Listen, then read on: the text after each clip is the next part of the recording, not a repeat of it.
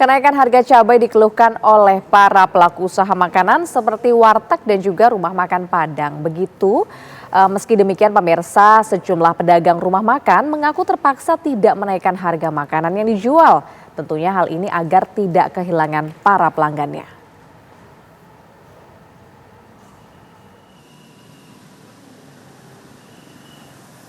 Awal tahun harga sejumlah komoditas pangan mengalami kenaikan. Salah satu yang cukup signifikan adalah harga cabai rawit merah yang melonjak hingga 2 kali lipat.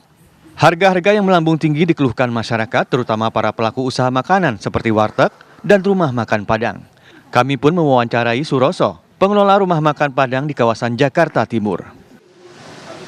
Saya jadi penasaran, makanya saya langsung bertanya nih ke penjual nasi Padang yang ada di kawasan Jakarta Timur untuk memastikan emang benar ya bahwa cerita teman-teman saya soal kenaikan harga bahan pokok itu mempengaruhi kenaikan harga masakan Padang. Nah, saya sudah bersama dengan penjual nasi Padang, Mas Suroso. Mas, selamat siang. Nah, Mas, ini saya penasaran, Mas. Soalnya banyak yang bilang ke saya katanya untuk harga bahan pokok itu banyak yang naik. Itu kalau Mas sendiri gimana? Ya, harga sembako terutama ya untuk saat-saat ini banyak yang naik, terutama untuk yang kaitannya dengan warung kita yaitu harga cabai rawit. Nah, di warung kita yang dipakai adalah cabai rawit hijau. Dari harga semula yang 35 sekarang melejit jadi 65. Iya.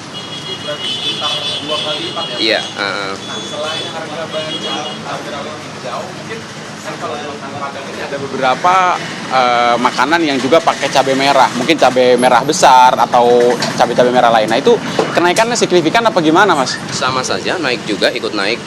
Jadi harga cabai pokoknya naik semua. Jadi Nah, di tengah kenaikan harga cabai, baik cabai merah maupun cabai hijau sendiri, itu Mas Suroso dan mungkin di rumah masakan Padang ini sendiri gimana ngakalinnya, Mas, untuk ke konsumen?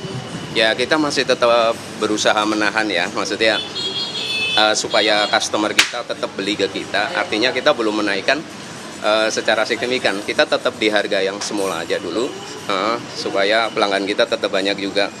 Harapan saya sih ke pemerintah distabilkan lagi supaya ya ada sedikit keuntungan lagi lah seperti semula gitu.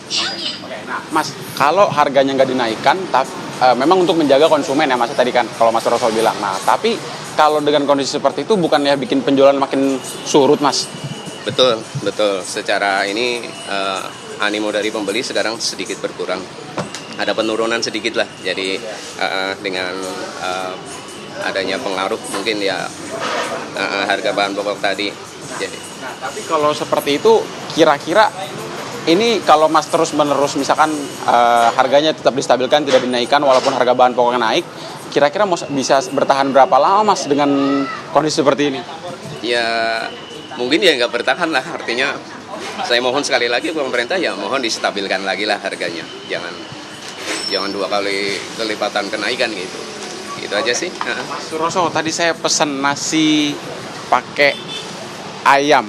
Ini berapa, Mas, tadi, Mas, harganya? Oh iya. Nasi pakai ayam 17.000. Iya. Nasi ayam ini yang saya beli seharga Rp17.000. Terus sudah saya bayar, Mas, ya. Terima kasih, Mas Suroso, atas waktunya. Nah, pemirsa, tadi kami berbincang dengan Mas Suroso, salah satu penjual nasi masakan Padang yang ada di kawasan Jakarta Timur. Nah, dari cerita yang dia sampaikan memang benar bahwa kenaikan terjadi di sejumlah bahan pokok, termasuk diantaranya bahan baik cabai rawit hijau dan juga cabai rawit merah serta beberapa bahan pokok lainnya. Meski terjadi kenaikan harga pangan, hal itu tidak membuat Suroso menaikkan harga makanan yang dijualnya agar konsumen tidak kabur.